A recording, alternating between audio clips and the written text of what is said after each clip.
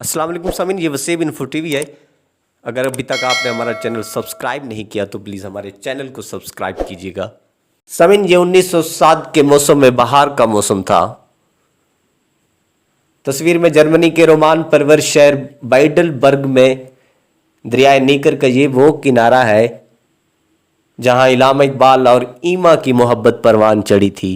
सामीन, इलामा इकबाल के इमली इमा विगेनास्ट के नाम जर्मन ज़बान में लिखे गए मुतअद्दिद खतूत में से एक ख़त ये भी है।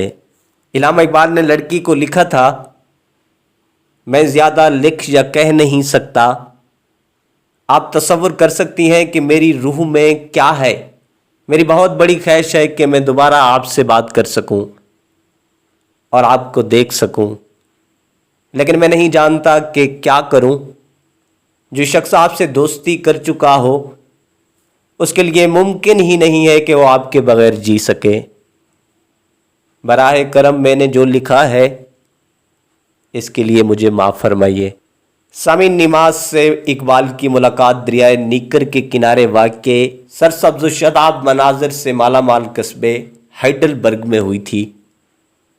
एक तो माहौल रोमान परवर था, ऊपर से इकबाल भरपूर जवानी के आलम में, और फिर हसीन व जमील ईमा। सामीन, हैरत की बात यह नहीं है कि एक हिंदुस्तानी शहर का दिल उन पर क्यों आ गया, मगर हैरत की बात यह है कि इना जैसी हसीन मगरबी लड़की इकबाल पे कैसे डोल पड़ी। सामीन, इलामा इकबाल के दिल में ईमा का क्या मकाम था और उनके ईमा से ताल्लुकात की नोयत क्या थी, उसका कुछ अंदाज़ा इस ख़त से लगाया जा सकता है।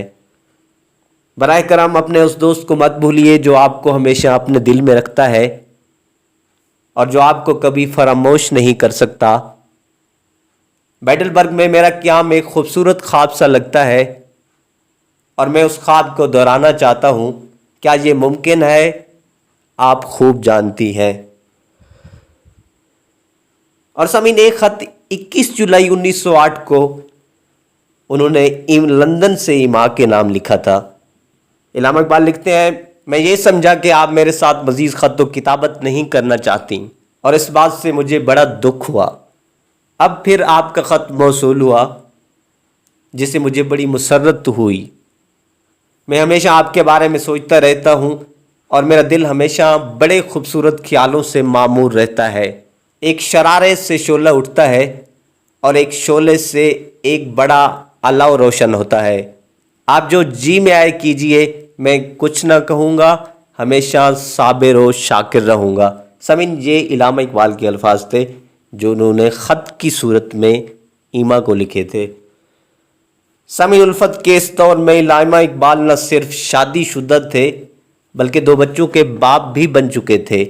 ये अलग बात है कि 18 बरस की उम्र में वालिदैन की पसंद से करीम बीबी से होने वाली उस शादी से वो सख्त नाखुश थे।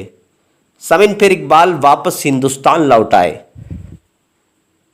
ईमा हिंदुस्तान आने को मचलती रहीं और इलामा इकबाल वापस विलायत जाने के लिए सुलगते रहे।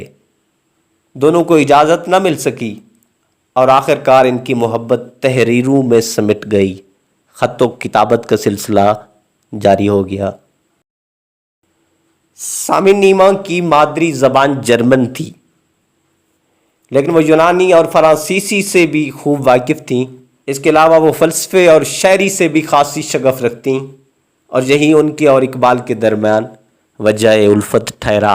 सामीन, ईमा से मुलाकात के 24 बरस बाद 1931 में गोल मेज़ कॉन्फ्रेंस के लिए जब इलामा इकबाल लंदन गए तो उस वक्त भी उन्होंने जर्मनी जाकर ईमा से मिलने की कोशिश की थी, लेकिन उस वक्त तक पुल्लों के नीचे से पानी बह चुका था। इकबाल ने 2 मज़ीद शादियां कर ली थीं और उनके बच्चे जवान हो गए थे, इसलिए ये मुलाकात नहीं हो सकी। सामीन, मिलते हैं एक ब्रेक के बाद, हमारे साथ रहिएगा।